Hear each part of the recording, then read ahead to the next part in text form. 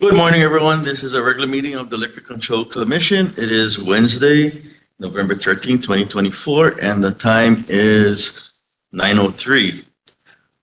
I am Stan Ruiz, the chair for this commission, and I call this meeting to order. I'm going to do a roll call pursuant to the Sunshine Law.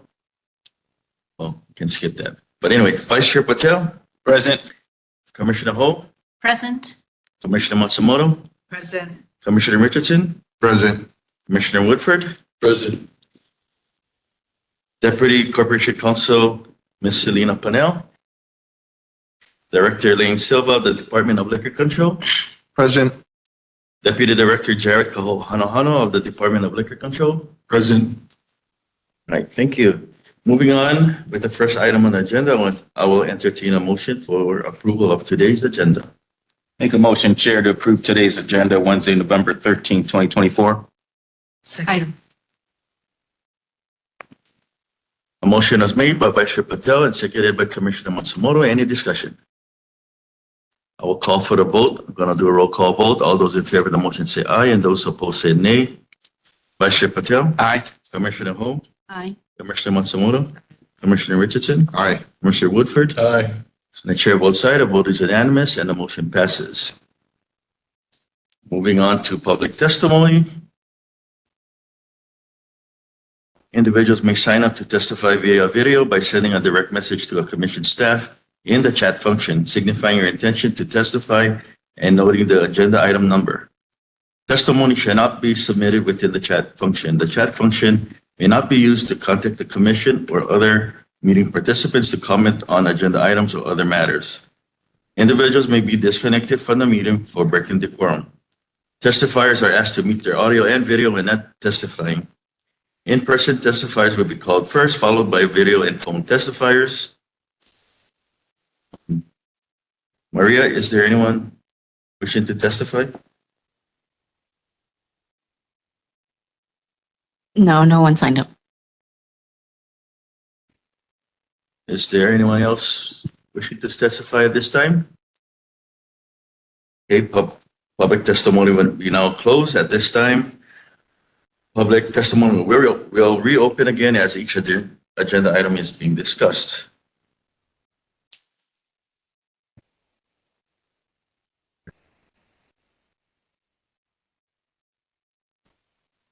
Moving on to approval of the minutes, I will entertain a motion to approve the minutes of October 9, 2024. Chair, I move to approve the minutes of October 9th, 2024. I'll second. A motion was made by Vice Chair Patel, seconded by Commissioner Richardson. Any discussion? I'll call for the vote. I'm going to do a roll call vote. All those in favor of the motion say aye, and those opposed say nay. Vice Chair Patel, Aye. Commissioner Ho, Aye. Commissioner Matsumoto, Aye. Commissioner Richardson, Aye. Commissioner Woodford, Aye. and the chair votes aye. The vote is unanimous, and the motion passes. Moving on to general licensing matters. May I have a motion for confirmation for general licensing matters, item A through F, number 4? Chair, I make a motion to confirm general licensing matters A through F. Number 4. I'll second. Motion was made by Vice Chair Patel, seconded by Mr. Matsumoto. Any discussion? Okay, at this time, I'll call for the vote. I'm going to do a roll call vote. All those in favor of the motion say aye. And those opposed say nay. Vice Chair Patel, Aye. Commissioner Ho, Aye. Commissioner Matsumoto, Aye. Commissioner Richardson, Aye. Commissioner Woodford. Aye. And the chair votes aye. The vote is unanimous. And the motion passes. Next item on the agenda is other licensing matters. A, Mr. Craig G. Nakamura, an attorney representing Roy's Limited Partnership, number 2 DBA Roy's Ka'anapali, is requesting that the sale, service, and consumption of liquor be allowed within specific areas of the golf courses.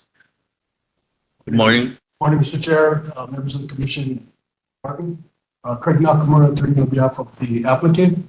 And with me is Mr. Matt Dochin, who is the general manager of the Ka'anapali Golf Courses. Thank you. Okay, hold on a second.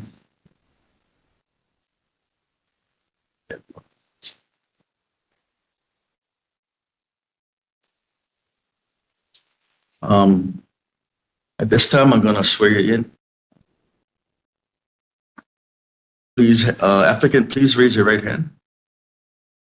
Do you solemnly swear or affirm that the testimony you will give before this commission today in connection with this request will be the truth, the whole truth, and nothing but the truth? Yes.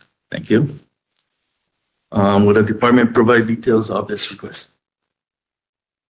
Yes, thank you. Good morning, Chair and Commission. The department received a permit request to allow for liquor consumption on the golf course in Kanapali Golf Course by Roy's Limited Partnership Number 2, doing business as Roy's Kanapali. The request is to allow for consumption areas within the golf course and the use of beverage cart to deliver those beverages on the golf course. After receiving the request, the department is forwarding to the commission for your consideration. Taking in mind that section 08-101-46, reduction of increase in area of licensed premises, does fall within the purview of the Liquor Commission as far as determining substantial increase of the licensed premises and possible effect on surrounding residential areas. The department is forwarding this to the commission in order for you guys to determine whether. Now, let me give you some background on the request. The request is for areas that fall within the golf course, at which time the 500-foot radius still remains within the golf course boundary. The department's thoughts in this is that it would not be required to notify a 500-foot radius outside of the boundaries of the golf course, as there would be no effect to the neighboring neighborhoods and residential areas surrounding the golf course. So this request, as submitted by the applicant, is being submitted for your review to determine whether or not this permit can be processed as is by the department. And I'd be happy to answer any questions in regards to that. Hey, does the applicant have anything to add? Yes, so for those of you who are golfers, you're probably familiar with the fact that, service on the golf courses is allowed. The way it works is the clubhouse if the clubhouse has a license, they're allowed to extend the license out into the golf course so that the service can be done on the golf course. And it's done, as Director mentioned, by way of a beverage cart, which is a large golf cart that carries, food and drinks, and the golfer is served and can buy, beer or liquor on the premises, has to consume that within a certain designated area on the golf course. Okay, so theoretically, you're not supposed to be able to drive around and drink wherever and do those kinds of things. This is a very, very common practice. It happens on just about every golf course on Maui. It has happened. It has been at the Kanapali golf courses. They've had this license for years and years and years. And now the Roy's, not recently, but several years ago, changed ownership, changed their lease. So now they have to apply for this golf course permit. Again, we call it a golf course permit, but it's really an extension of the licensed premises to include the golf course. As I mentioned, it's a very common practice. It happens on just about every golf course. It's been at the Kanapali golf courses before. And we don't believe that because of that practice, longstanding practice, that the notice is going to be required. I wanted to correct one thing the director said. I don't believe that we requested 6 areas. We have to designate 6 areas on the golf course. And I believe some of those may be within or outside the 500-foot radius. In other words, if we were to extend the 500-foot radius from the consumption area, it may go outside the boundaries of the golf course. I don't think all of them are within the boundaries of the golf course.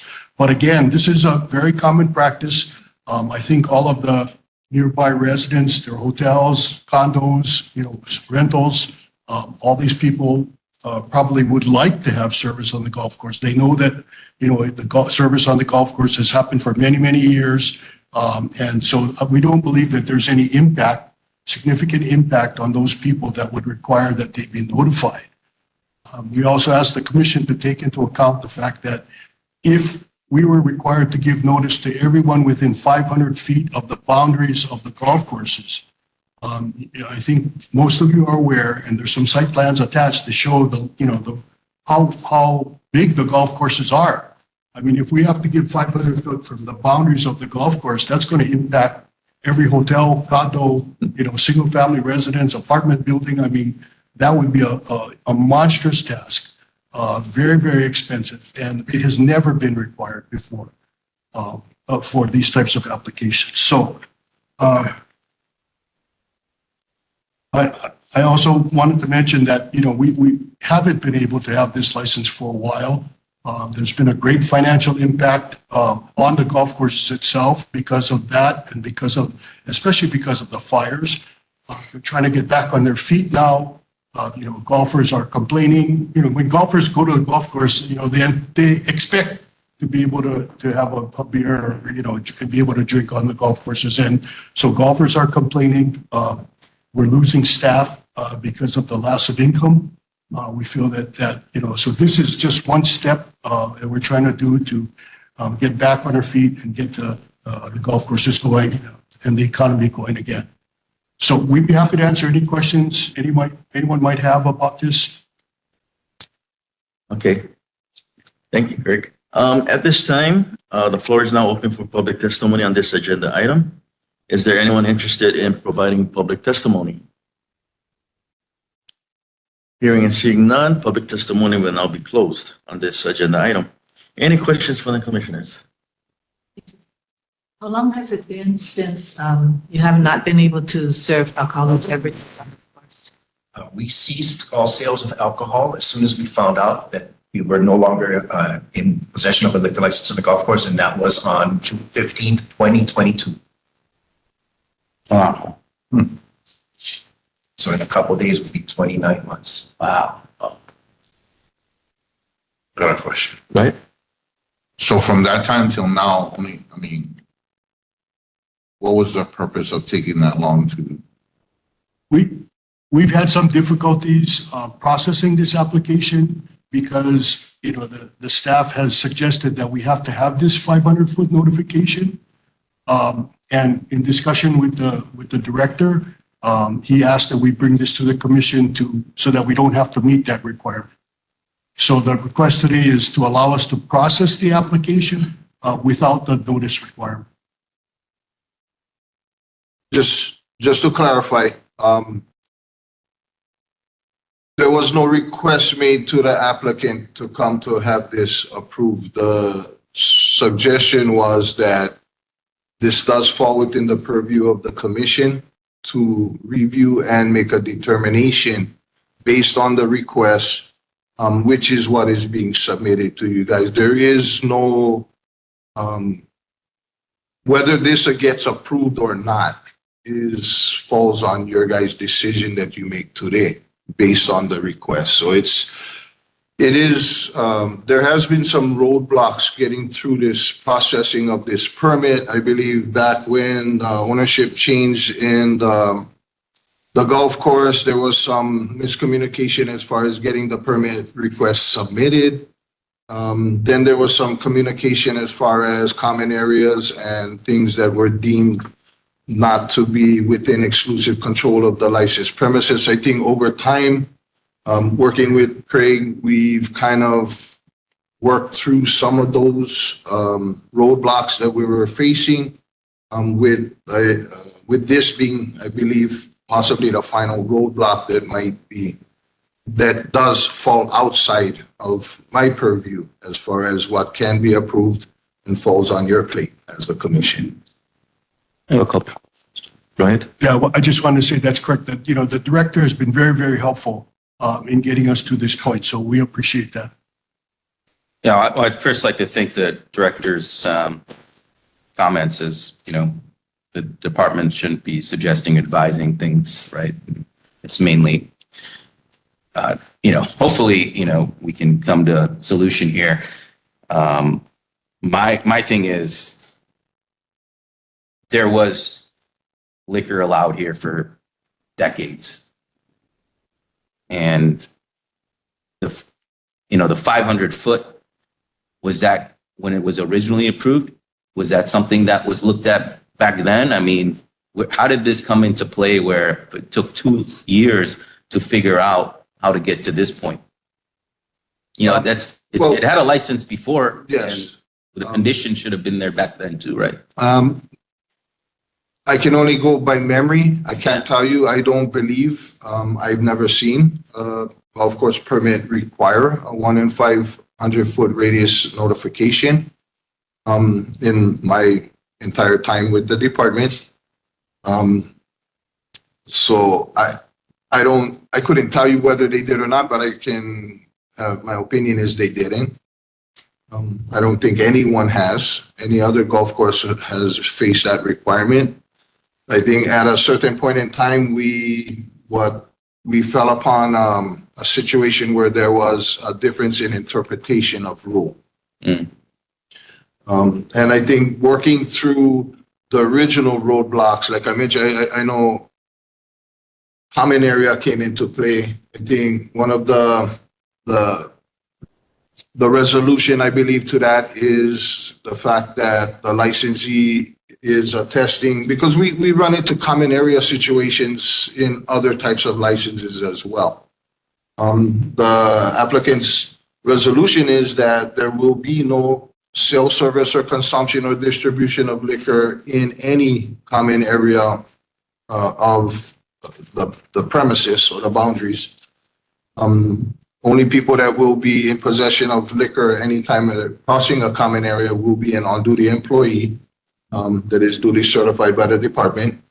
So I think it's going through the paces of when the old lease went away and the new guys came in. It seemed like, and again, I was not personally involved with the original processing of the permit, but my understanding was there were a little bit of back and forth between the new landlord and the applicant for a while as well, that may have included into some of those months of processing time. So I think chiseling away at it and getting us to where we are now, it seems to me that this is the final question. The 500 feet? Yes. Because I mean, I look at it, as Mr. Nakamura pointed out, this is a large area. Yes. Does the department have the bandwidth and the personnel to go and oversee all 18 holes over 2 courses? That's 36 holes at any given point, to know whether or not consumption's only happening in a certain area, or that it's only being, in the common elements, there is no consumption, all of this. I mean, it seems like that's a huge ask. It is, but I guess the only way I can answer that question is that it is the department's responsibility. If, put it this way, and this is hypothetical, if the applicant decided to license the entire golf course, that would be something they would face, and that would be something that we would face. Whether we could do it or not, we'd have to figure it out. We'd have to make it happen, because that is what is required by state law and our responsibility. But I don't believe that's the issue. And I do think, because, and the golfers will tell you as well, typically, like Craig mentioned earlier, is the consumption areas are going to be designated areas that are a lot easier to control. But even with that being said, you're talking about what, how many golf courses we're talking? 2 golf courses. I don't know how many. And how many acres we're talking about, and 6 so, yeah. so- billion, 185,520 square feet. I think if I might Yeah. add, with this and with a lot of the other applications that we do, the department relies on the licensee. So if the licensee says, and, in this situation, the director asked for a letter saying that the licensee is attesting that there's not going to be any sales, service, or consumption in any of the road crossings or any of the common areas. Again, relying on the licensee with the idea that it's ultimately the license that's going to be in jeopardy if there's a problem. So if, you rely on the fact that the licensee is making a statement and he's going to stick by that statement. And that's a lot of what you got to do, Yeah. I want to, one aside, we all vote by mail now, right? How do you know, how does the clerk, whoever's counting the ballots know that the person's, signing that ballot when you mail it in is in fact the person that's voting, right? So I asked an official that question. They said, well, when you sign that thing, you're swearing that you're the person that you're supposed to be, okay? So again, you're relying on this guy's signature, that, yeah, I'm that guy. I mean, Yeah. what's to stop, somebody getting 100 people in a room and just signing the thing and voting, you know what I mean? So I think the department only has certain abilities, certain staff, and a lot, to a great extent, has to rely on the licensee, which I know the director has done, and past directors have done. The other thing I wanted to point out is that one of the problems that we've had in processing this is that there's been a huge shortage, as you all know, in the staff at the department. And this particular application has gone through a couple of the staff investigators who are no longer there. So, we've had this problem, and kind of an ongoing problem, and the director is helping us trying to catch up with that. But, there's documents that have been misplaced. We haven't been able to find them, new staff. So we kind of got to start all over again. That thing. So, we've been patient in trying to get this done. So, but it's still a situation that the director is facing. And, we have, he's doing his best to hire new people. So, Yeah, and look, I appreciate all that. My issue is that there's no way the department is going to feasibly be able to do something that is required by the licensee. Therefore, why does it even exist? In the sense also that this is a resort area. These are not public roads. These are private roads. They already carry a certain probably insurance policy for these resorts and associations, as well as the licensee does. Why are we limiting them in this consumption when we know the consumption happens everywhere? There's three of us, four, I don't know how many of us golf here, but we're honestly going to sit here and say to each other the consumption's only happening in these areas? Yeah. Sure. Yeah. Come on. I mean, I look at That's the both. thing. Yeah. Yeah. I totally thank the director for identifying whatever happened. This is specifically for Kapalua. Kanapali, I'm sorry. But I think about, like you said, there's golfers sitting on this commission right now, and Pukalani, you got to cross over a county road to go from one hole to the other hole. Nobody puts down their beer when we're going across that road. And so what are we doing? I guess my question to the director is, what's the difference between his golf course and 1,000 other golf courses on Maui that has alcohol? Well, how are we handling those golf courses compared to this golf course? All I can tell you, we're handling them the same way. Now, my understanding is Pukalani doesn't have a permit for the course. Yeah, so if you're bringing your own, which, I don't condemn or condone. Okay. Okay. But They got a cart now. He's got a cart now. I don't know if they sell liquor, but they sell other stuff. oh yeah. See, I don't spend a whole lot of time on the golf course. Maybe I should spend more time on the golf course, but and the thing is the department is tied by rule and state law, and all we can do is the best that we can do. Now, there's two ways to look at this, right? There's the way of the rule of law, which says that you have to have exclusive control of all areas for self-service and consumption. Now, Kanapali and Sneh, that was a great point you brought up, because yes, that whole area is private. There is no point that that alcohol will cross any road that is a county road. So to include the highway with the overpass or that sky bridge, whatever you call it. But those are things that the department are bound by and we need to take into consideration because it is rule and law.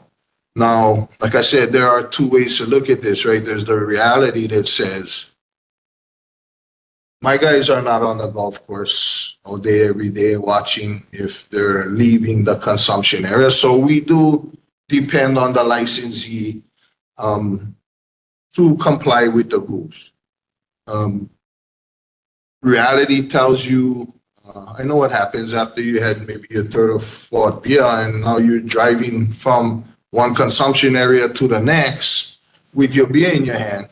The question is, although we don't spend a whole lot of time on the golf course, that one time that we may be there on the golf course would result in a violation if that was witnessed at that point in time, because the consumption areas are designated, they are identified, and they are attested to by the licensee that they will comply with the rules. So we do give a lot of freedom and leeway to the licensee because the licensee understands that if you never know when we're going to be there because there's only a handful of us. Yeah. So, and we can't be everywhere at all times, but we can be anywhere at any time.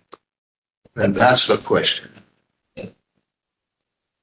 So if this commission moves forward, and let's say a motion was made to allow the issuance of the permit extension, but make a, I guess, amendment to state that it can be with, as long as the consumption is within the boundaries of the golf course, would that eliminate the consumption area need? Well, that opens up another can of worms. See, what that opens up is because there is another rule, a requirement that says that a certified employee must be in active charge of all areas of liquor distribution and consumption. So what that means is if you're not in view of a certified employee, even an area that is deemed a consumption area, you're not allowed to have consumption there. So my opinion, which means nothing to nobody but me, I think a safeguard for the licensee is designating consumption areas because that allows them to ensure that they have these certified employees or these necessary employees in strategic locations that are able to fulfill that requirement. Is this the easiest path? I don't like it at all. You know, because this is the thing is, it's been 2 years for these folks. It'd be nice to get some employees back too. I know that's been one of the things written here. They're losing money, but also those employees are probably losing tips and revenue themselves, right? And Well, I can tell you, I think the easiest path, because the question today is whether or not the department can process this permit without the need of the 100 and 500 foot radius. I believe that is the most expedient way forward to get this thing approved in a similar fashion to every other golf course permit that Okay. is issued right now in Maui County. Sure. Yeah. But Well, I mean, I totally understand what the director is saying, but there's no way that one person is gonna watch everybody. I mean, we look for the beer cart lady. They don't look for us. So I think the can of worms is, how are we even doing that for the other golf courses? I mean, Yeah, what do the other golf courses licenses look like? They don't have this designated tee box thing. No, they do. They do. Yes. They all do. Yes. So they all just. Now, whether that's what's taking place while you're on the golf course or not is the question that's being asked right now. But they all do have designated consumption areas, and the idea behind that is the person that's serving is the certified employee. Typically, the tee boxes are what are deemed as the consumption areas.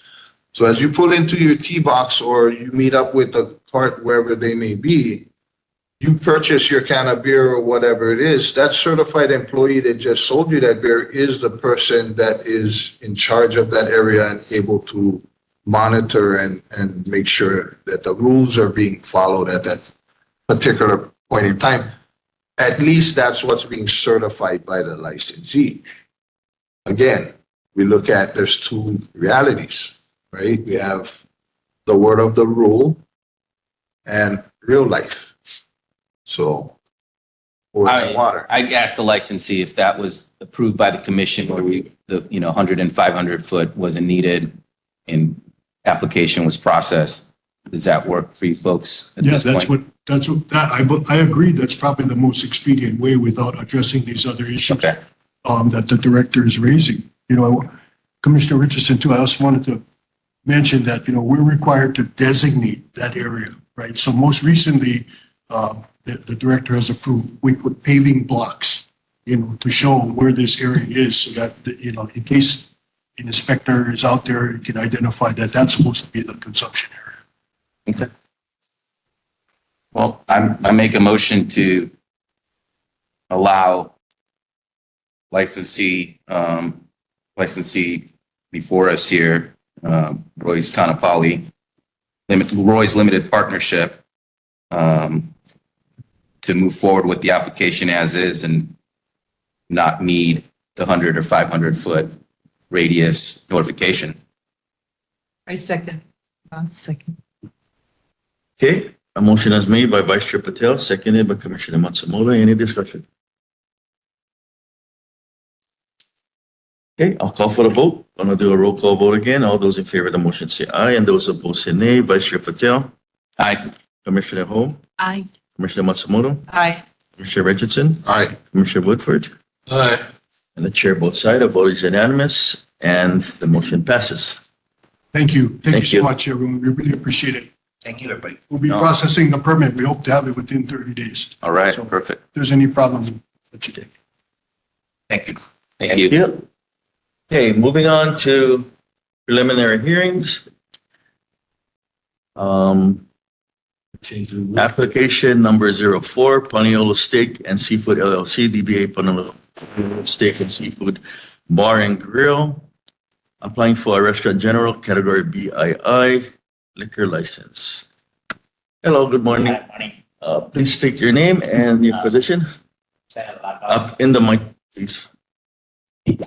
Salakap, Paniolo Steakhouse. You can have a seat. Paniolo Steak and Seafood. Okay, thank you. Hold on a second.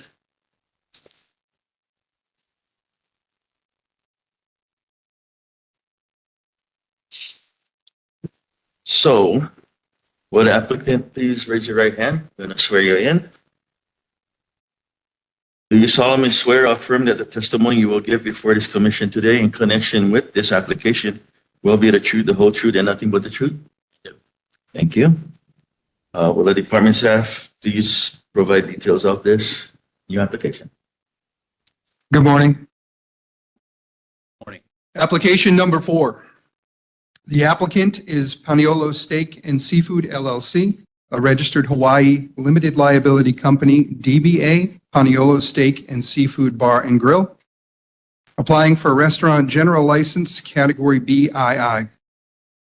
The member, an agent of the limited liability company, is listed in the investigator's report.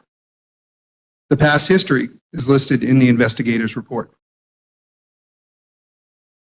Applicant has submitted a copy of an assignment of lease by and between Haumana Maui LLC, a Hawaii limited liability company, the assignor, and Paniolo Steak and Seafood LLC, a Hawaii limited liability company, the assignee. The assignment shall be effected as of the date that the Department of Liquor Control of the County of Maui grants a temporary liquor license to Paniolo Steak and Seafood LLC, the assignment.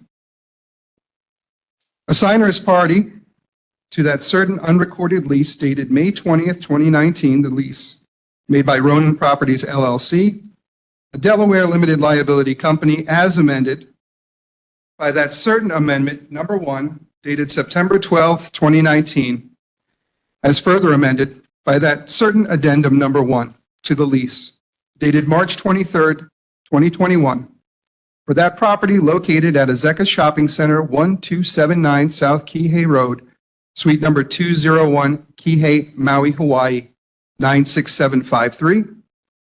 Tax map key 23-9-002-028, the premises.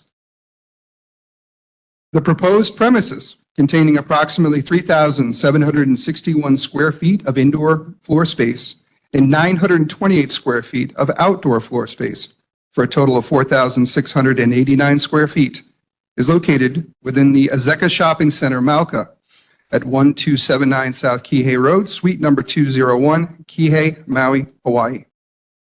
There are no churches or schools located within a radius of 500 feet. Amigos Mexican Food is a license of the same class and kind located within a radius of 500 feet. There are 5 dispenser general, 2 retail general, 1 dispenser beer and wine, and 1 retail beer and wine license located within a radius of 500 feet. There are 93 licenses of this class and kind currently issued within Maui County. The applicant initially plans to be open daily from 8 a.m. to 2 a.m.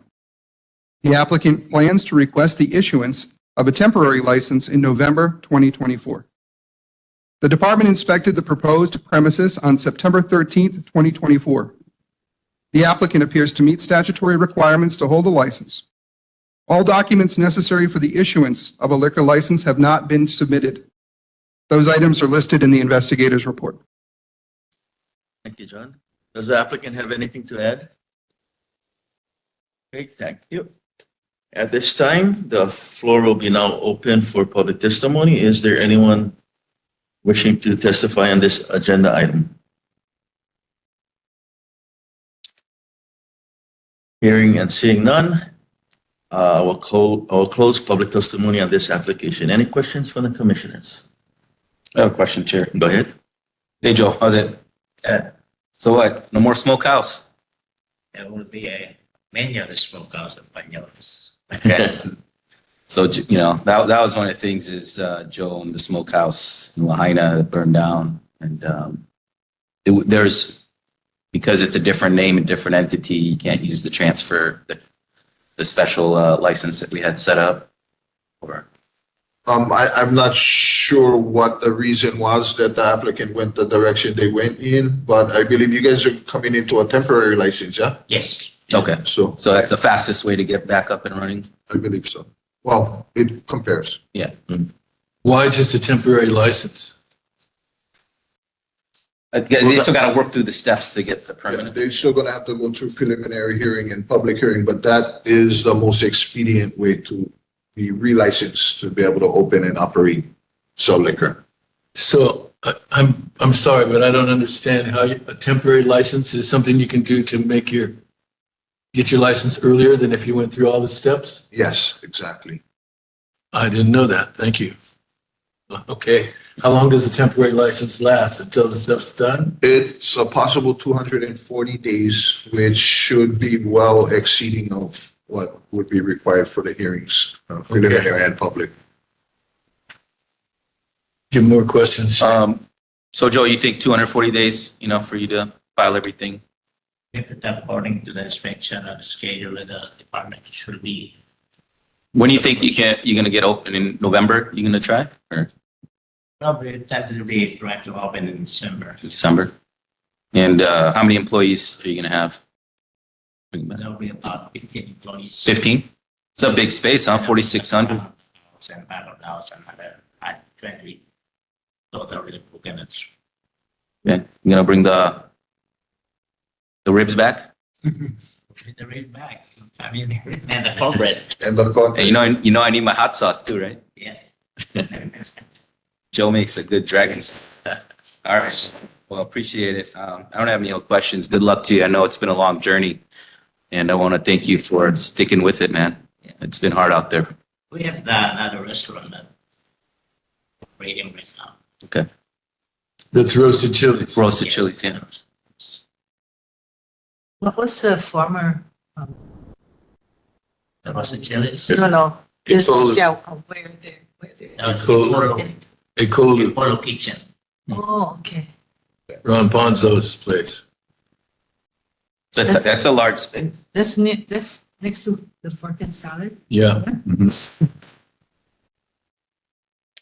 I don't have any questions. I'll make a motion to approve license number 04, Paniolo Steak and Seafood LLC, I second. for Restaurant General, category BII. Temporary license. Well, we're just gonna, we'll move forward in the process. Okay, a motion is made by Vice Chair Patel, seconded by Commissioner Ho. Any discussion? I'll call for the vote. I'm going to do a roll call vote. All those in favor of the motion say aye, and those opposed say nay. Vice Chair Patel. Aye. Commissioner Ho. Aye. Commissioner Matsumoto. Aye. Commissioner Richardson. Aye. Commissioner Woodford. Aye. And Chair votes aye. The vote is unanimous, and the motion passes. Good luck. Good luck, Joe. Thank you. Okay, moving on to number 2, application number 05. Haleola Essentials LLC, DBA Mauna Loa General Store by Haleola, applying for a retail general liquor license. Good morning. Morning. Please state your name for the record and your position. Tawny Carriaga, General Manager. Manjana Sasada, CEO. Okay, at this time, I'm going to swear you in. Please raise your right hand. Whoever. Okay. Do you solemnly swear or affirm that the testimony you will give before this commission today in connection with this application will be the truth, the whole truth, and nothing but the truth? Yes. Thank you. Will the department please provide status of this new application? Good morning. Applicant number 5, the applicant is Haleola Essentials LLC, a registered Hawaii limited liability company doing business as Mauna Loa General Store by Haleola. Is applying for a retail general license, liquor license. The manager, member, organizer, and agent of the limited liability company and personal history statements are listed in the investigator's report. The applicant has submitted a copy of the commercial lease agreement by and between Molokai Properties Limited, the landlord, and Haleola Essentials LLC, the tenant, dated October 29, 2021. The proposed premises containing approximately 2,816 square feet of floor space is located at 200 Mauna Loa Highway, Mauna Loa, Molokai, Hawaii. There are no churches, schools, or licensees of the same class and kind located within a radius of 500 feet. There are no liquor licenses located within the radius of 500 feet. There are 115 licenses of this class and kind currently issued within Maui County. Applicant plans to be open Monday through Friday from 9 a.m. to 6 p.m.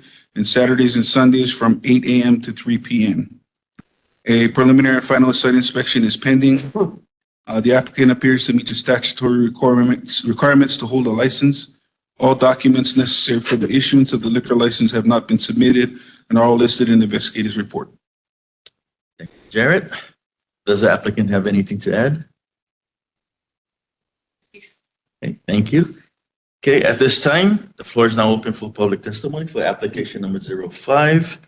Is there anyone interested in providing public testimony? Hearing and seeing none, public testimony is now closed on this agenda item. Any questions from the commissioners? I think it's for you. Why don't they just apply for a temporary retail general license? It's the same stuff has to be done. It It's not done doesn't, yet. this particular application, there's certain requirements that need to be met in order to be eligible for a temporary license. This location is not eligible for a temporary license. Okay, thank you. I make a motion. Commissioner Richardson, I make a motion for application number 5, Haleola Essentials LLC, DBA Mauna Loa General Store for a retail general liquor license to be approved. I second it. Okay, a motion was made by Commissioner Richardson, seconded by Commissioner Woodford. Any discussion? Discussion. Yes. Just in the applicant's hours, are those the operating hours that are allowed for the sale of alcohol? No, they specifically give those operating times, but they can operate from 8 to 11, I believe. Okay, so they could go. Yeah. Okay. Is the only reason I ask if 6 to 11. operating hours could change Yeah, in the they future. could change it with a permit request. Yeah, that particular type of license is allowed to be open for the sale of liquor from 6 a.m. to 11 p.m. 'Cause, I know the county's trying to work on getting the ferry back over there, so you guys might get a little more business. Yeah, there's a lot of residents that not Happy about happy about it, but Yeah. I mean, it is what it is. Whatever comes of it. It's hard because we own a business, so we welcome that, but at the same time too, if it hurts our environment and our resources, then yeah, I wouldn't either. It's just hard because when you're a business owner on Molokai, it's hard being in the middle of all of the politics. Yeah. I always try to say, what do the kids want? That's true. All right. Anyone? Nope. No one else? I'd just like to say, I know Jana from a few years ago, and she's come a long way from her beginnings to now. So, much luck for you. Okay, at this time, I'll take, Chico. I'll I'll call for the vote. I'm going to do a roll call vote.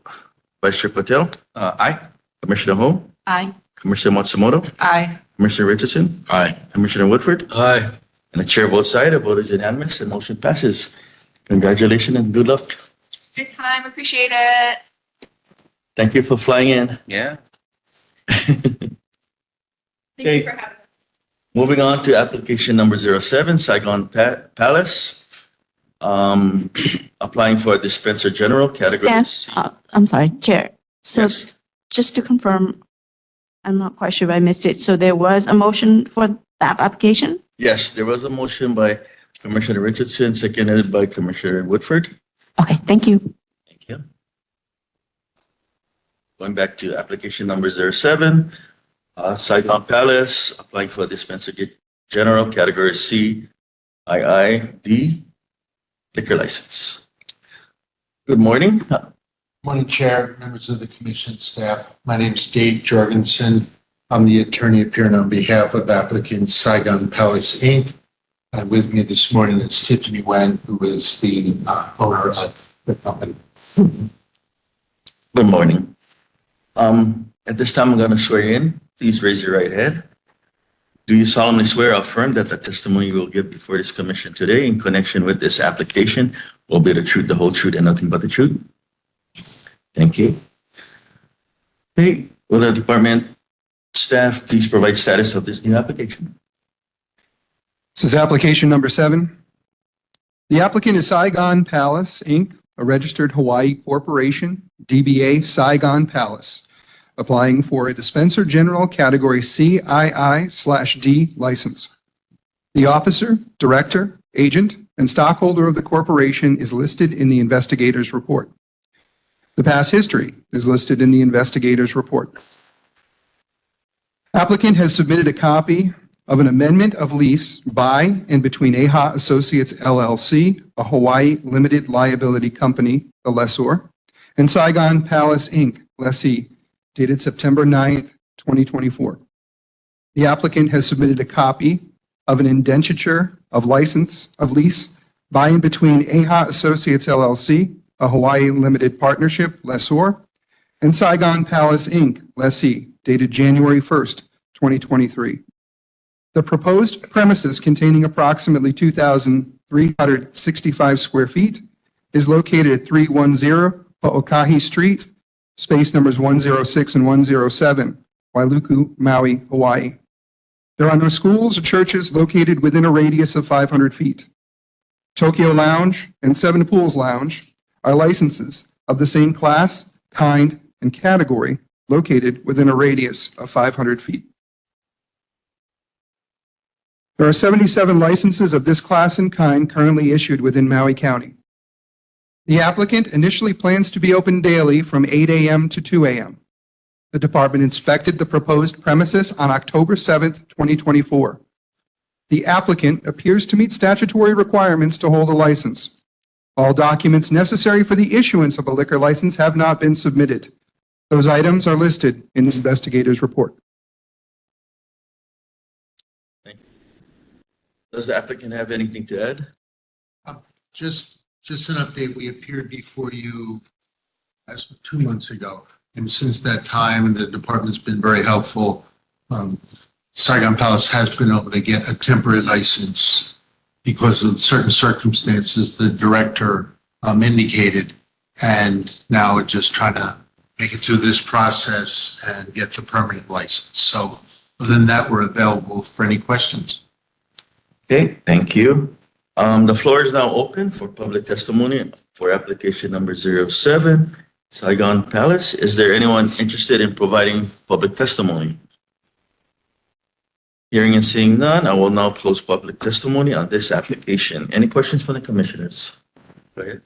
I just wonder why the other license expired.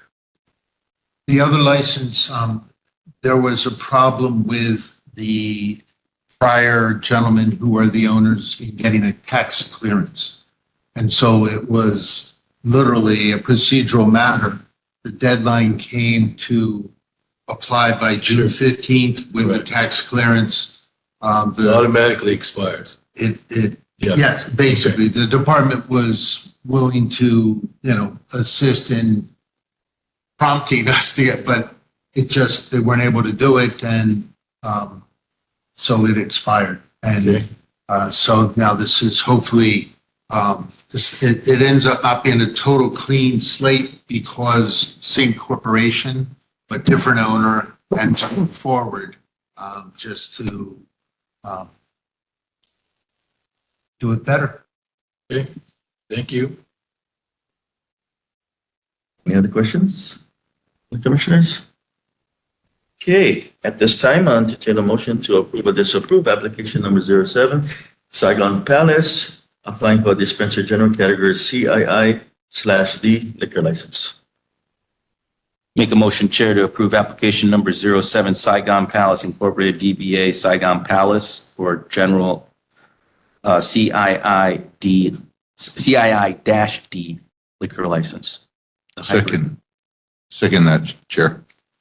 Yeah, motion was made by Vice Chair Patel, seconded by Commissioner Richardson. Any discussion?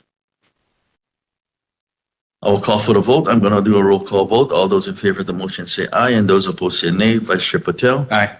Commissioner Ho. Aye. Commissioner Matsumoto. Aye. Commissioner Richardson. Aye. Commissioner Woodford. Aye. And the chair votes aye. The vote is unanimous, and the motion passes. Thank you. Congratulations. Thank you. Okay, at this time, we'll take a recess for 7 minutes or 8 minutes until 10:05.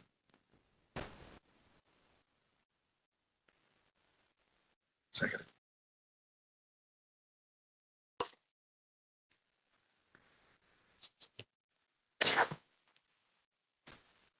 Okay, it's 10:11. 10:11, and I'll call this meeting back to order. Vice Chair Patel, Present. Commissioner Ho, Present? Commissioner Matsumoto, Present. Commissioner Richardson, Present. Commissioner Woodford, I'm here. and the chair is here. Moving on to administrative affairs. A, Director's Monthly Report. Director Lane and Silva shall report to the Commission a monthly report of the activities of the department pursuant to Liquor Administrative Rules subsection 08-102-50B6. Director? Thank you, Chair. We'll begin the usual monthly report on vacancies. As of right now, the department has one remaining vacancy in licensing, which we are desperately trying to fill.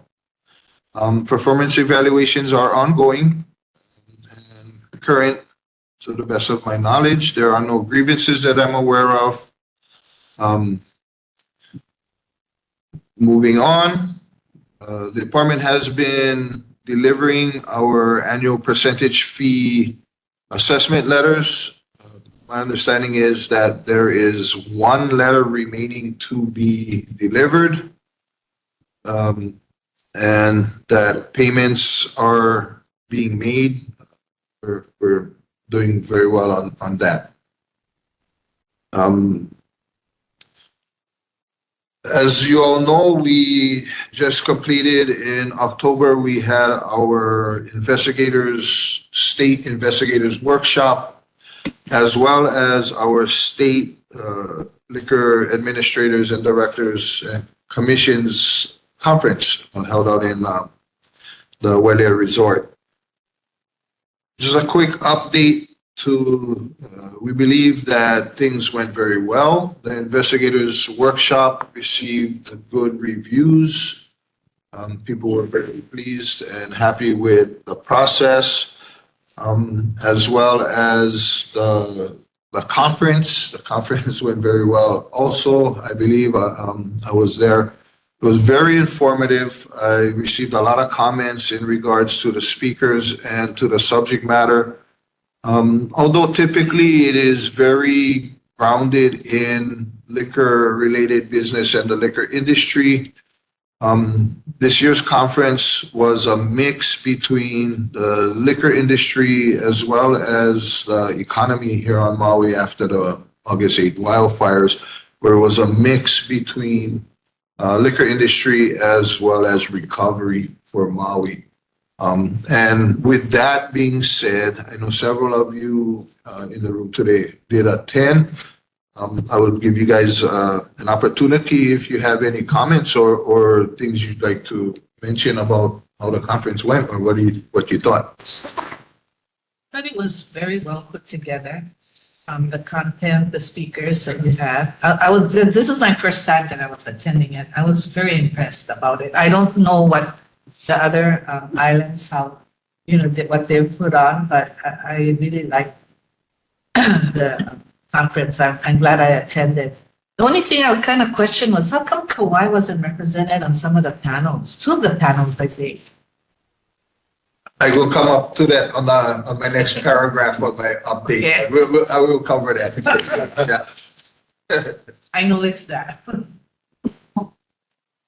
Sylvia? Yeah, actually, I would like to compliment our own department on liquor control. You guys did a very good job from check-in all the way to the end.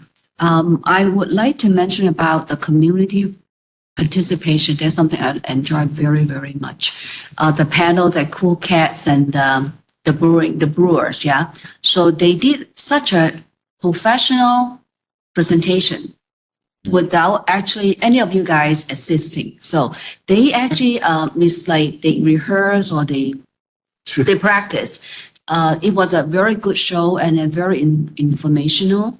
So, and then they also went through a lot because of the Maui wildfires.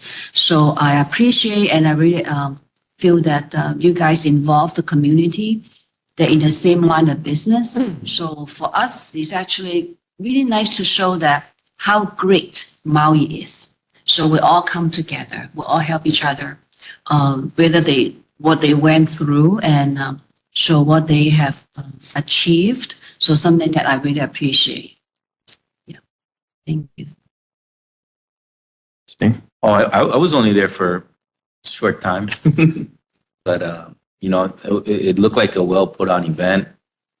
So congratulate the department, hard work, and I think hopefully next time you guys don't have to do both in the same year with. I will talk about that. Oh, okay. Yeah. I was looking to the final breakfast. I was disappointed with the continental. Got to get the big breakfast next time. Yeah. Thank you for that. I'm going to make a note of that. I tell you, for next round. Yeah. Yeah. Well, for me, this is my third one and my last one. Sad to say, but Maui did a great job.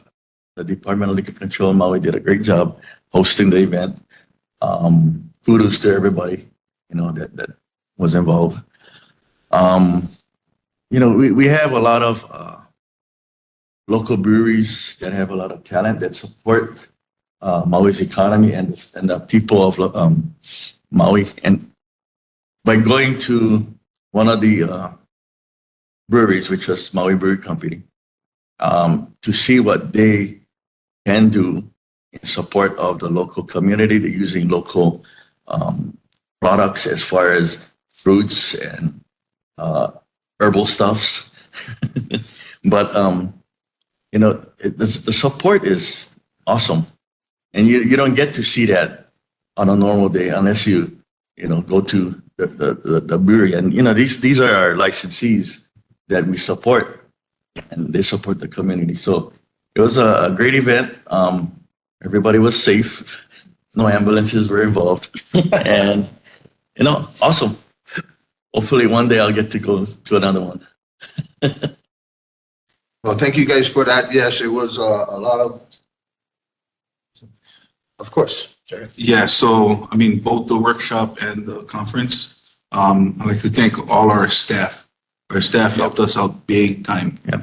For both, especially the workshop that the investigators dealt with a lot of the stuff. So I like to thank our staff for helping us out, making this stuff successful. Can I have one more? Yes, go ahead. I really feel that the upbeat is really, I mean, we have the DJ, and he is actually, I feel like he's part of the Liquor Commission.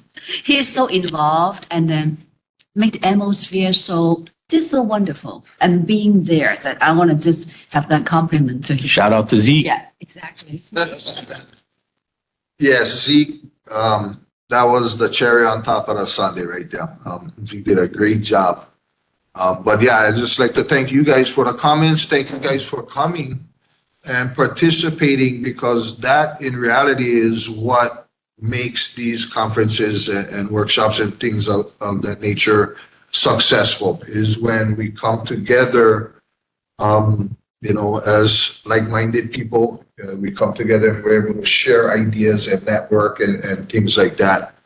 And it's always good to hear what's going on in the other counties as compared to what's going on at home. Yeah, because it's real easy to get tunnel vision in how we do things and what we do, and kind of lose sight of the bigger picture as far as what the possibilities are. So I think, yes, thank you guys very much for that.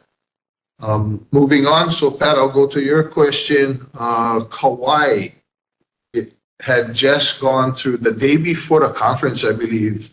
Gerald Raposo was reappointed as the interim director for Kauai. So he hadn't had enough of an opportunity to prepare himself, I guess. So that's why he wasn't involved in the panels and stuff like that. But as of right now, Gerald Raposa is the interim director for the Hawaii's liquor department. So he's running the show over there now. I don't know what interim means, so we'll see. It's a word. So the one guy that was there the year before in Hilo, Leo. So Leo, I'm not sure what happened, if he had resigned or what the process was or why he was no longer the director. Leo was the previous director at Kauai. Gerald was actually director before Leo. Okay. So they kind of dusted him off and put him out of the cobwebs, and he's back in office.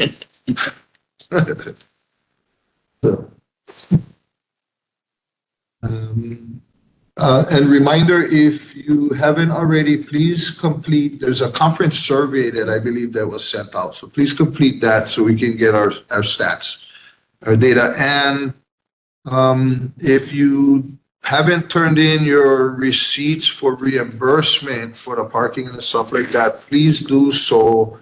I believe the limit is 2 months after the conference to submit for reimbursement requests. So if you haven't done so, if you have, then disregard. And then to the next question. So we meet, the directors from all counties meet quarterly. So just so happens that normally one of those quarterly meetings usually happens at the end of the conference. So we met with Gerald and, well, the two Geralds, so I thought that's gonna be way too confusing. We get two Geralds now. And myself, and Sal from Oahu. And one of the things that we discussed was that the difficulty in hosting both the workshop and the conference in the same year. So I believe starting next year, we're gonna split them up. If the workshop, I think next year we're looking at the workshop being on Oahu and the conference being on Kauai. And at least that way you don't have to be focused on two at the same time. That was an amazing task. And like Jared said, you know, the entire staff, big shout out to Leanne because I know how many months she was going crazy, just trying to organize and figure out both sides of things at the same time. I think it'll be a lot more streamlined if we go in the new process where we split them up. Hopefully they'll be able to get more out of it. And that was pretty much the biggest, that and Gerald Raposo being back was pretty much the biggest conversation we had at that quarterly meeting, as well as some of the legislative stuff that were discussed in the conference as well. So if you guys have any questions about that, we're happy to answer. I think it was very educational. I didn't realize about the, there were some of the, what do you call it? Is it distributors there? Yeah? Yeah. The ones that, there were couple of them that were there, yeah? But I didn't realize how much control they have over the licensees that, so in other words, if I'm an establishment, I can only purchase from one place, from one distributor, or I can purchase from several. You can purchase from all, Or from all. but you can only purchase from a distributor. Right. If you hold a liquor license, you cannot go Costco. Right. Or Safeway or where, you have to purchase from either a manufacturer or a wholesale distributor. It has to be a certain size too, yeah. Well, the only stipulation is everybody gets fair and equal treatment across the board, whether you're a Costco or Kauhu store. That's the key. You're not bound to any one, and they cannot restrict you in that way. So they cannot come and tell you, well, you know, I'm not going to sell to you if you're buying from them. They cannot do that. That would fall under a discrimination. So it has to be even playing field across the board. And I think in the panel that we were involved in with myself, Sal, and Gerald from Big Island, I think it was Reyes was doing the presentation, the distributor. And then we had that little question answer session at the end of it. I think that was kind of the idea that we were trying to get across to everybody, is that fair treatment is the key. So the bar or the establishment can use any distributor, but like for the manufacturers like Maui Brewing and Hawaii Sea Spirits, they depend on them to promote their product, which they, I guess, they really have to be on good terms with the distributors that they work with, right? It helps, but they are not bound to that. They can market themselves. And in a lot of cases, they do. And especially now on Maui, a lot of the manufacturing takes place by Class 18 type, like a small craft producer pub license, which allows them to distribute their own liquor as well. So the marketing and, you know, the way they get themselves noticed and out there, they have a lot of control over that as well. It's not really, the wholesale distributor is kind of more the middleman. Yeah, where they're being bound by are by the outside corporations, you know, the big distributions, the big manufacturers. Smirnoff, Bacardi, the name brand, household name brand type liquors. It's a streamlined process too, because some of those guys, they have the logistics in place, right? So if you're a business and you're getting everything from one distributor and you have, let's say Maui Bruco is allowed to be on that list when you're purchasing, you kind of go through that order and say, okay, I'm not just purchase through a distributor. Maui Bruco doesn't care. The product goes from them or there. It's the same price. It's all balanced. You know, it's easier on the licensee to have it all one-stop shop. And then the other problem is some of those licensees don't have the storage as well, right? In order to distribute, you have to have the capacity to store. Yes.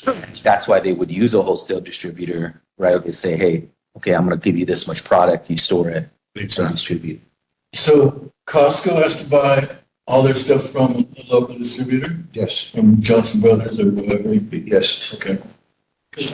But the distributor can go to the establishment and tell them, oh, why don't you try selling this, since they're trying to promote that certain beer or whatever. They Yes. can do that, right? They can. So yes. then the bar can try push it to their patrons. So try this. This is something new. And that, I mean, I guess that is, free commerce, right? So you're trying to find the product that nobody else has. And if I'm the distributor, I'm trying to get you to pick up a line that I carry. And that's kind of the give and take. So if I can bring in something that nobody else has, I can, and you like it, then maybe you tell your friend, they like it, and so on and so forth. And, that's how you increase and grow. So most establishments, do they purchase only exclusively from one distributor, or do they spread themselves out over several? I think what you're going to see is they spread themselves out because the specific distributors will carry specific products. Like if you like the Crown Royal, you're going to go to the distributor that carries the Crown Royal. If you want the other specific types of beer, so you're going to spread it out. It's not a one-on-one kind of situation. They both don't carry, like, only one distributor has Heineken. Mhm. You can't buy Heineken from all three distributors or whatever. So each distributor has their own line of stuff. Oh, So if you want that stuff, you go to that different distributor. Yeah. Yeah, and that's the goal. It's keeping it fair, so that business is up and up, everything is above board and equal. Because the idea is not the big box store comes in, they get all the discounts. The mom and pop not getting the same discounts that they're getting because they're not pushing the same amount of volume. It's equal across the board. And I can attest to that. I actually witnessed that during the conference because, we had our hospitality room after the conference during the day. And I'm not going to name names or brands, but a particular type of beer that I liked, they didn't have. So I had to go buy my own. And in my mind, I'm thinking, man, I'm all the way in Wailea. I don't like run all the way back to town to the big box store, but I know how much it costs over there. So I stopped at a not so big local store in Kihei, and I was very surprised to see that the price was exactly the same. And in my mind, that tells me that the prices can be the same because they're all getting the same deal across the board. So I think that's a good thing that is being accomplished.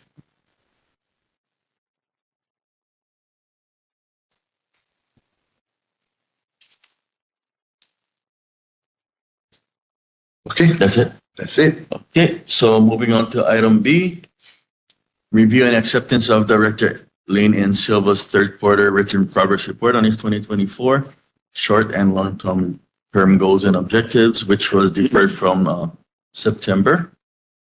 Director Silva.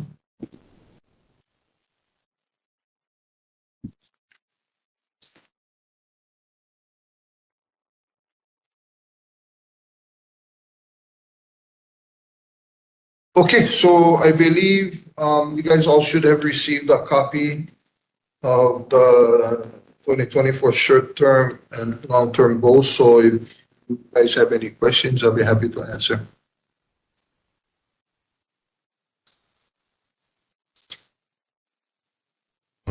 I think if not, then this is being submitted for your acceptance.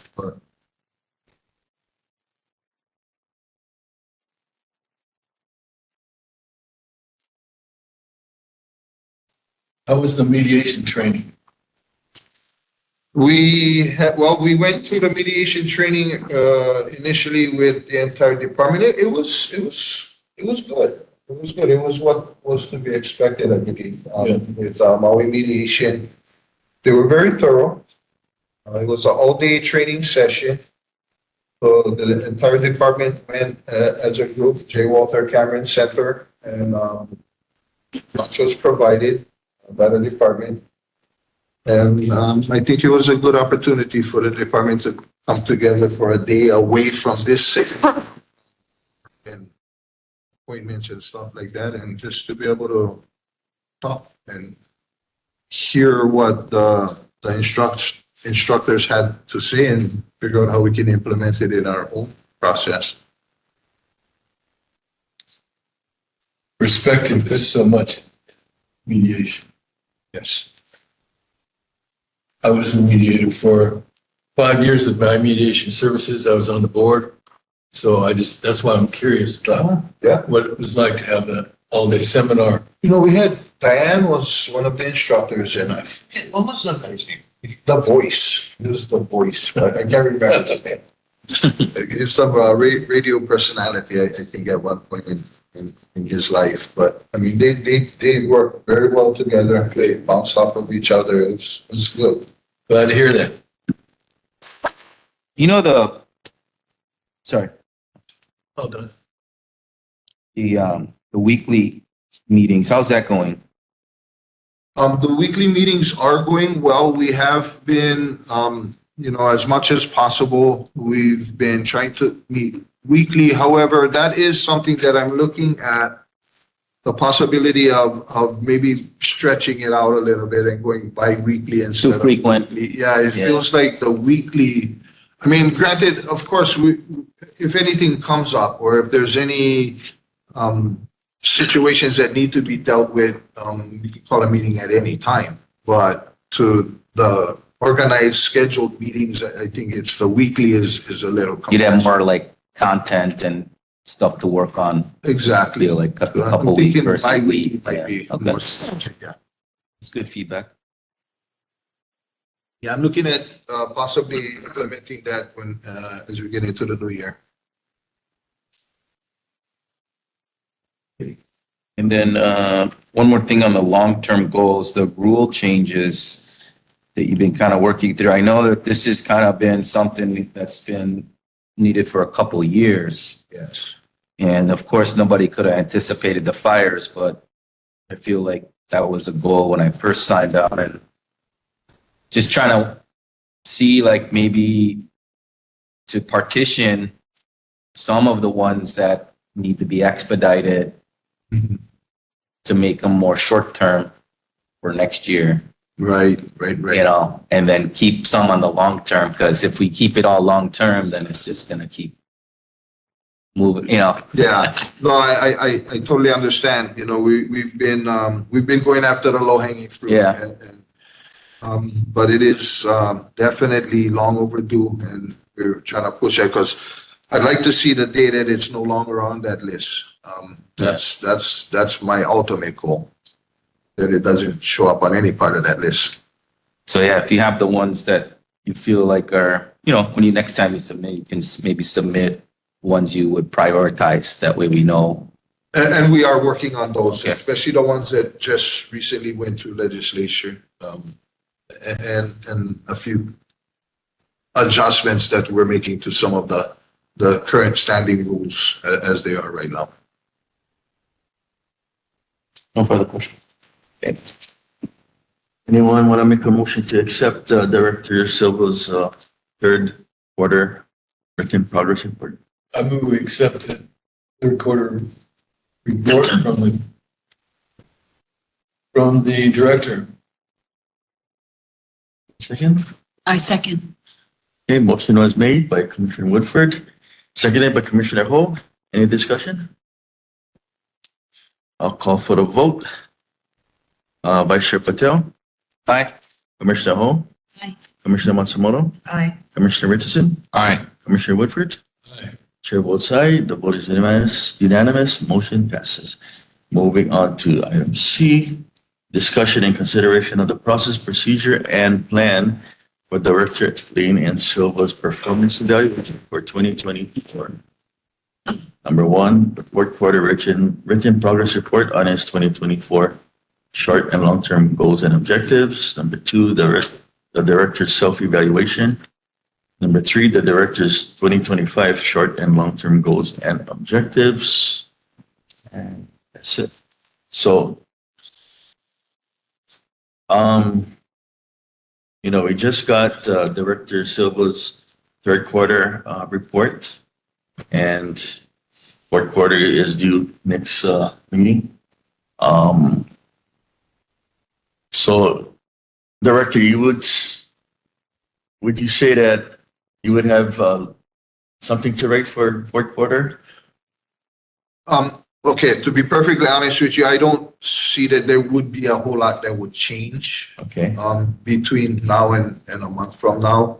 However, what I have been contemplating is, because I feel like what you're getting in my list of goals, short-term and long-term goals, is only really showing you a portion of the picture of what has been going on within the department over the past year, over a year. So what I've begun working on is an addendum to my list of short-term, long-term goals that include my other activities as part of the Office of Recovery, Economic RSF, working towards the recovery from the wildfire. Just so that I can provide you guys something that'll give you an idea of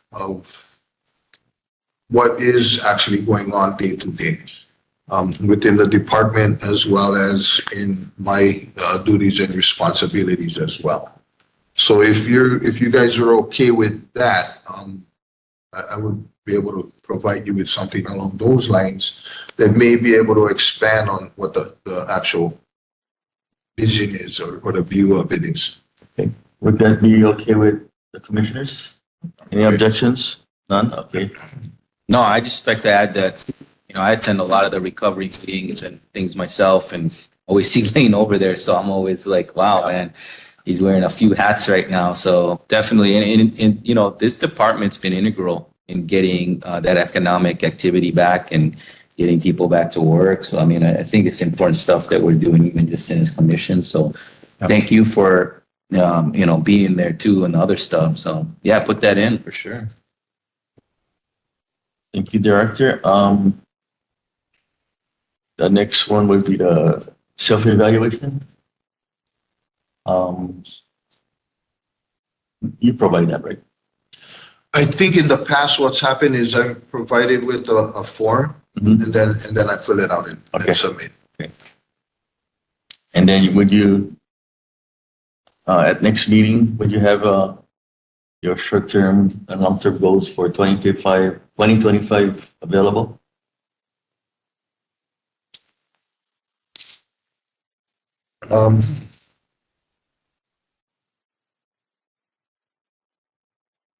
Am I able to get back to you on that? Okay. I don't know. I think what I would have to do is go back and review what I just submitted and try to figure out how we're going to make something new going into next year. Okay. Just so I'm not giving you the same thing Okay. over and over.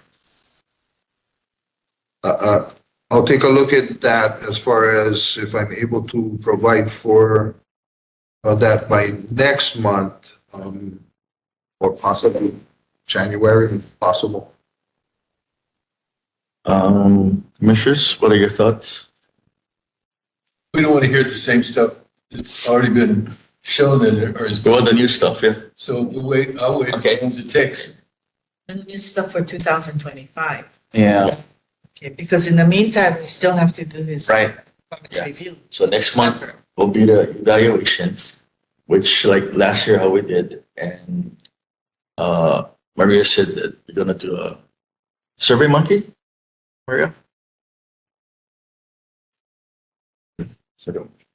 But anyway, that's how we're gonna individually do our evaluations. And then we'll compile it and hopefully, I don't know, by January. Last year. Yeah, we did last year. Same thing. Yeah.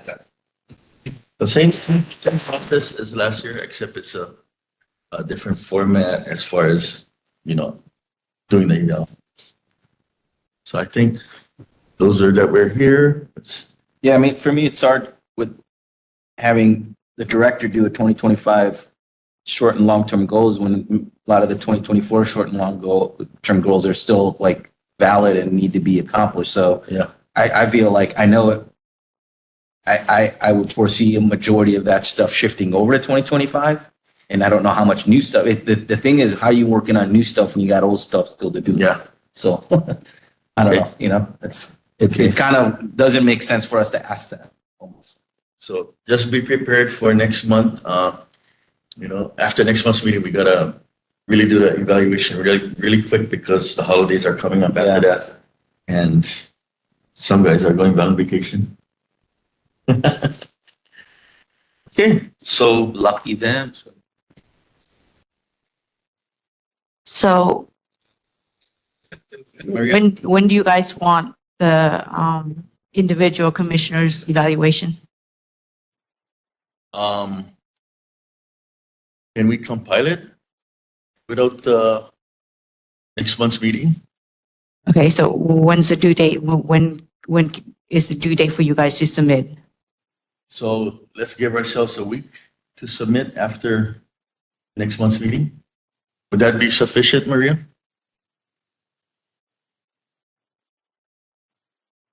I'm not quite sure what the question is. So what is next month's meeting scheduled for? December 11th. December. So by the following week on the 17, December 17, or What are we gonna do on that week? we have to fill out the self-evaluation. Our evaluation. Yeah. I'm the director and submit it. Why we do it after the meeting? No, everybody does it individually. You Yeah. do their own. Yeah, after the meeting. We don't have to wait a week. I mean, you can wait a week if you want, but after the meeting, we have the same opinions that we're gonna have a week later to hand it in. We can sit in different chairs if we need to spread out. I mean, I don't see the reason to wait at all. I cannot think that fast. I think there's a deadline to submit our input. I think that's what it means, yeah. So give us 1 week to finish. Yeah. You can finish in 1 hour, you can actually give it to Maria, but I will take 1 week. Can you help Okay. compile it? Yeah, and then we can compile it. Usually what I do is I try to condense it all. Yeah. So when do you need my the self-evaluation submitted? When would you need that by? I would say by next meeting, I guess. Yeah, next meeting. Okay. Yeah. Okay. It's on the 11th, right? December.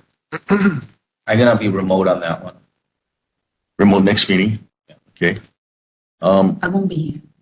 But I will definitely will finish the evaluation before the 17th. Because I'm coming home on the 16th. Okay. Okay. So we all agree it's okay. It's a good plan for next month. It's perfect. Okay, so the director self-evaluation is due, By week prior to the next meeting. so say like Friday, the 29th, November? Can you do it by the end of the month, Director? Yeah. Okay. Because if you want it in your packet, it needs to be given, have it ready for it to be in the packet and your packet's out before a week. Okay.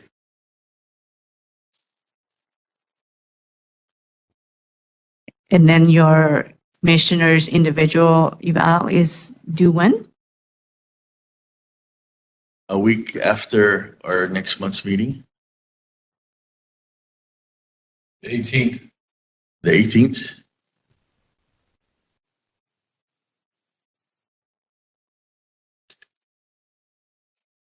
And Do you Vice, guys want the form now, or when do you want the form? Just now, we'll have it done in an hour. Give it to us next meeting. I need the form as soon as possible. okay. And then Vice Chair will compile the answers for us. Not answers, but yeah, the response. Okay. So I'm just putting on my calendar. Because if she emails us the form, we can start on working on it already.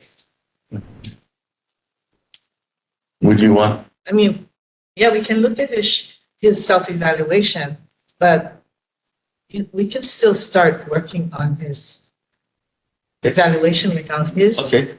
evaluation. So let. And Yeah. I would use it as a guide to see how close I am to what. Okay. Yeah, we plan on doing that before next meeting. Fill out the when it comes in a packet. Director self-evaluation is going to come in a packet. So you guys will receive it, Or receive it. about a week prior to the movie. I get it. I get it like 4 days. What, 4 days before the meeting? Moving on. Moving on. Yeah, let's move on. Okay. I mean, we figured this out, I think. So that Survey Monkey is online. You can send that to us, Maria. Yeah, I just want to make sure that everything's good before I can send it to you guys. Okay. And then let's plan on filling that out before our next meeting. Have it sent to Maria before the next meeting. So the due date's not the 18th then? No, due date will move up. Next meeting is the what, 11th? Yeah. So how long will it take to compile answers? A few days. 2 days.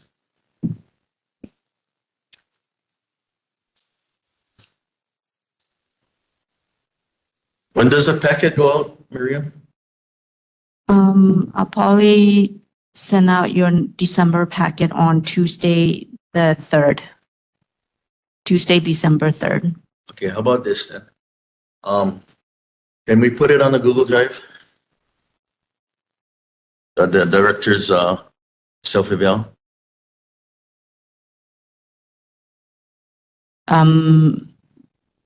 As well as in the packet. As they come in, As he submits it? the individual packet, the individual commission's eval or directors? No, the director's email. Can we place it in the Google Drive and then we can extract it from there, the information, and then fill out our individual survey as soon as we can? Okay, but it's his is not due until December 29th. Just like a few days before the packet's out. November, yeah. Yeah. You just said that his self-eval is due on Friday, November 29th. Director Silva? Let me look at, okay. So next week is the 22nd, next week, Friday. You think you can do it by the 27th, which is the 2 weeks from now? As long as I get the form. As Okay, long as I get the form in time, I can work it out. Because to be honest with you, I'm not gonna be here on the 28th and 29th anyway. oh, that's Thanksgiving, yeah? Yeah. Yeah, well, you think you can do it before the Thanksgiving weekend? Yeah. Okay. So if director can do it before the 27th of this month, then our due date would be on the 5th. Would that give you enough time, Vice Chair? Yeah. Okay, We gotta get it done before that because I fly out on the 7th. flight on the 7th. Okay. So how about everyone mark this down on your calendar. Director's evaluation shall be submitted no later than December 4th, Wednesday. So- Is that okay? Or just, did you say the 29th previously for the draft? Director would be the 27th because that's a holiday on the weekend. And 1 week after, we'll have 1 week to submit, in other words. And then Maria, is that okay instead of the 3rd date you said for the packet? Again, if you don't submit it, it's not going to be included in the packet, in the individual commissioners' eval. If you guys want to see each other's evals, it needs to be submitted before the 3rd when the packets go out.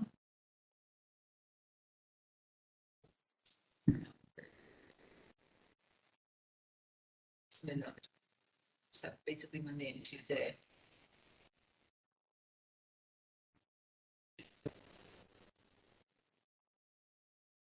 So our individual evals has to go out in our packets. Well, it sounds, it sounds like if you want them to, yeah, that Maria would need them before the 3rd. Is that right? By the end of business for Ann? I don't know if we've done individual, but we've just done one collective Yeah. eval. Everybody's I see. So you're compiled about comments, that. yeah. So you're just gonna have the short term.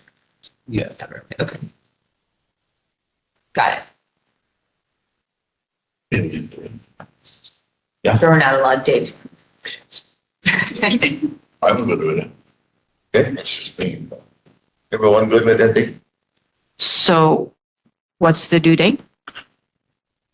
The 4th? The 4th? Yes. The individual commissioners' eval is due on the 4th? Yes.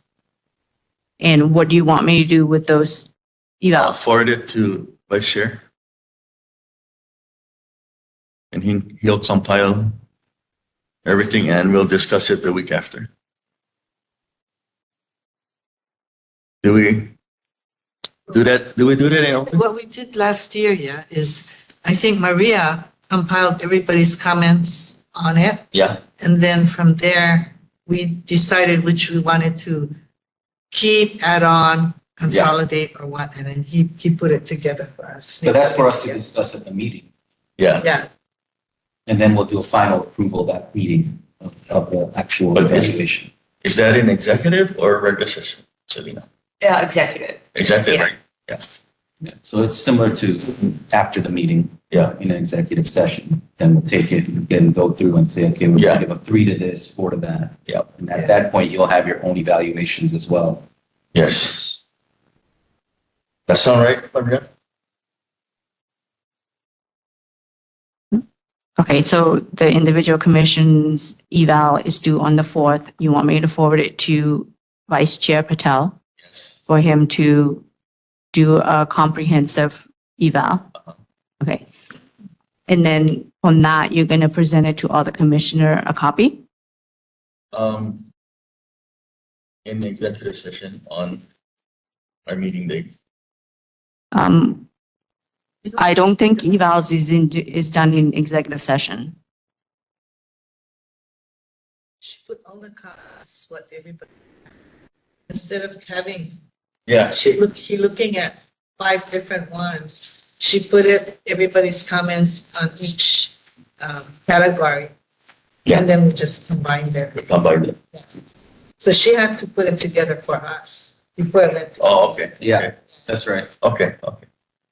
Part of the, so for the executive, and this is unfortunately, I'm not super familiar with your rules, but just happened recently for the fire department. And the commission went into executive session to discuss and make those final determinations, and then back into public session to actually announce what those were. So the Final. yeah, so talking about it is done in executive, but then you come back out to the public to hear what. Yes. Okay. Yeah, it's fine. Okay. Sound good? So Maria's gonna compile it. Yeah, and she's gonna then forward it to me. Okay. Somehow the individual Right. commissioners, so Yeah. individual commissioners' evals is being forwarded to Vice Chair Patel. So I think you'll get all of the individual evals, then in each section, you would compile all of the comments and put them in the description, or I think there was a section below that you put them, and you put initials of who wrote what. And then I took that and put it in, condensed that to one paragraph for each section. Yeah.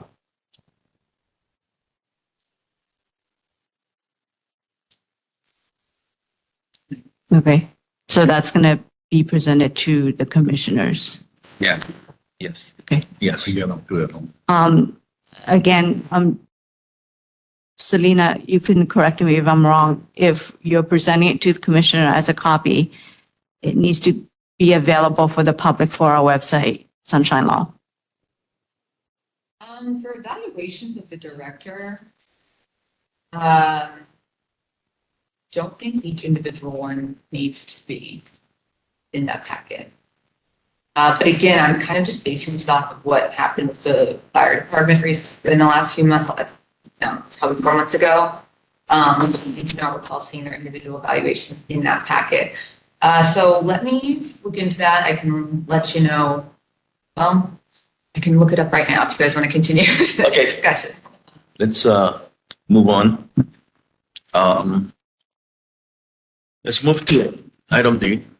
Director, review and approve the renewed Liquor Control Commission reauthorization of the emergency rule related to the relocation liquor license application for premises that were destroyed by the August 2023 wildfires to align with Governor Josh Green's 18th proclamation relating wildfires dated October 8, 2024. So on our last month's meeting, number 6 wasn't added, so it was corrected. So now we just have to review and approve that correction. Yeah, so if I can add, if everybody would just take a look at page number 3 in the handout. Yeah, that's exactly what it was. So last month we discussed, paragraph number 6 was not there. It has since been added, and included in the document. That is the one that allows for, and it states for all other relocation liquor application matters, an applicant may request a hearing before the Liquor Control Commission for approval or disapproval of a temporary liquor license. And I believe initially when that was included in this document, it was based on the vague interpretation of destroyed or deemed inoperable. So that gives the applicant an opportunity to come before the commission to ultimately plead their case as far as what their justification would be to utilize a relocation application. That's for you guys review and approval if you deem necessary. Okay, at this time, I entertain a motion for approval of the renewed Liquor License Commission reauthorization of the emergency rule. Make a motion to approve the liquor control emergency rule related to relocation liquor license applications related to the emergency rule. I second. Motion was made by Vice Chair Patel, seconded by Commissioner Matsumoto. Any discussion? All those in favor of the motion say aye. All those opposed say nay. I'm going to do a roll call vote. Vice Chair Patel. Aye. Commissioner Ho. Aye. Commissioner Matsumoto, Aye. Commissioner Richardson, Aye. Commissioner Woodford. Aye. The chair votes aye, the vote is unanimous. Motion is approved. Moving on to item E. Review and approve the department's updated DLC-023 registration for minor or registration of minor for employment. Yes, so, commission, you should have got the 3-page pack, which is the original here, the final draft for the changes. And the structure of the form itself is just, verbiage to be more specific on what information we need on there.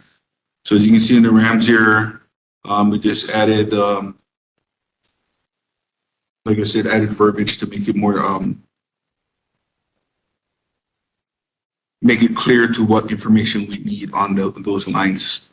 Like I said, it's a pretty simple update. Like I said, the form does not change with the exception of the verbiage.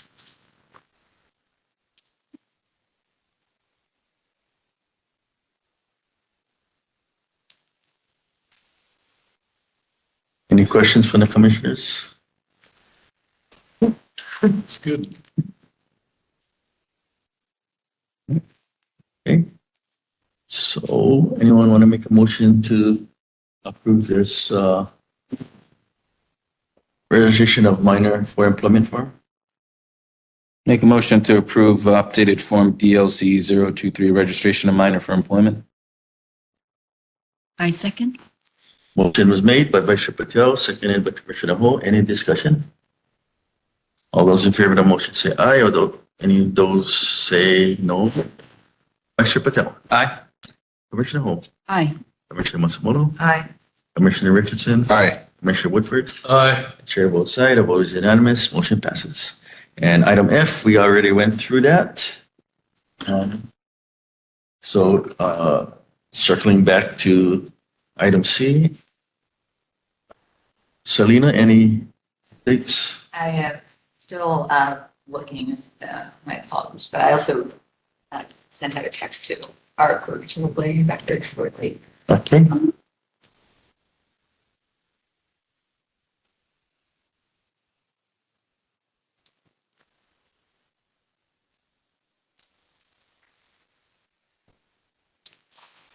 Say that so that it's not an issue either way, if it could be done by the 3rd so that Maria can include it in the packet, I can let her know, today whether it needs to be included or not, this individual evaluations. But as long as today we settle on that due date, then either way, that Okay. it'll be fine either way. That okay with the commissioners? Yep. December 3rd or earlier? Earlier is better. Yeah, no later than. Can do it. Thanksgiving weekend, that would be great. Yeah. The packet got to go out on the 4th. I'm on a 3rd, so. So changing the date to from the 4th to the 3rd. Our review is due. What's that? Our individual review for the director is due on the 3rd, not the 4th. The 3rd, yes. And then that will just, if it does need to be included in the public packet, then it can be. If it doesn't, it won't be. But Okay. it just gives a little bit of flexibility for me to answer that question. Okay, that sounds good. Okay, so by the 3rd or earlier? Okay. And I guess that's it for item C. Everyone good with item C? Okay, moving on to, Director, did you have anything else? No, I don't. Okay. Moving on to item 10, general communications. So an email was, email complete was received and has been accepted by the commission. And it's going for further review. Okay, Did we respond to it's going for further review. It's going to further review to Investigate. To be investigated by enforcement. by the department. Yeah. But did we acknowledge receipt of it from them? From the person complaining? Do we acknowledge that we received it and we're going for further review? No, we haven't. We're just accepting the, Shouldn't we though? Let them know. Otherwise, they're going to think we're not doing nothing about it because they put it in October 10th and, Mhm. and they haven't received any kind of correspondence from us. So I think the department's job is to take in that, I guess, notice and then investigate and then respond. Yeah, no, but I would recommend that being that it's addressed to the commission, that we should acknowledge, thank you for your concern. We have received your letter of complaint or whatever you want to call it. We'll be investigating. Yeah, and it will be I agree investigated. 100%. Well, that's Because happening right now. This is a public forum, right? And This is a then- public forum. It's on record that we've accepted it. I think it's just polite, like she said, to write a letter back or an email back, at least an acknowledgement that we're doing something directly to this person. Maria, did Yeah. we respond that we received and filed? I did respond to him saying, thank you for contacting the Liquor Commission. We appreciate the time you have taken to bring these concerns to our attention and apologize for the inconvenience. Be assured that the commission takes all complaints seriously, is committed to investigating the matter thoroughly and taking the necessary action to address it. The department is also aware of your complaint, and Colin Kawano, the head of Enforcement Division, is looking into the matter and will contact you. If you have further assistance, his direct line is blah, blah, blah, and his email is. So that was the response. That's great. As long as we did. Thank you, Maria. Yeah, Maria does a very good job at responding to correspondence. So yeah, it's been good. Okay. So moving on to item 11, unfinished business. At this time, I entertain a motion to go into executive session to consult with our corporation counsel on file number 2023-01, 2023-03, and 2024-02. Make a motion to go into executive session for all of those files. Yeah, motion was made by Vice Chair Patel, seconded by Commissioner Richardson. Any discussion? All those in favor of the motion to go into executive session, say aye. All those opposed, say no. Vice Chair Patel? Aye. Commissioner Ho? Aye. Commissioner Matsumoto? Commissioner Richardson? Aye. Commissioner Woodford? Aye. And the chair votes aye, the vote is unanimous. At this time, we'll take a 5-minute recess to go into executive session. It's 11:11 right now. Okay, it's 12:58. We're back from executive session into regular session of the Liquor Commission for November 11. Oh, sorry. Today's date, November 13, 2024. It's been a long 4 hours. We're looking at number 11, unfinished business. Item 1, file number 2023-01. May I entertain a motion to close out file 2023-01? Chair, make a motion to close out file number 2023-01. Second that. Motion was made by Vice Chair Patel, seconded by Commissioner Richardson. Any discussion? I'm gonna do a roll call vote. All those in favor of the motion say aye, and those opposed say nay. Vice Chair Patel, Aye. Commissioner Ho, Aye. Commissioner Matsumoto, Commissioner Richardson, Aye. and the chair votes aye. The vote is unanimous and the motion passes. Moving on to announcements. Next meeting is scheduled for Wednesday, December 11, 2024 at 9 a.m. in this room. Please please attend. Moving on to adjournment, entertain a motion to adjourn this meeting. Make a motion to adjourn the meeting. Second. Motion made by Vice Chair Patel, seconded by Commissioner Richardson. All those in favor of the motion say aye. Those opposed say nay. Vice Chair Patel, Aye. Commissioner Ho, Aye. Commissioner Matsumoto, Aye. Commissioner Richardson. Aye. The chair votes aye. The vote is unanimous. Motion passes. We are adjourned at 1 o'clock. Thank you, everyone, and have a good day.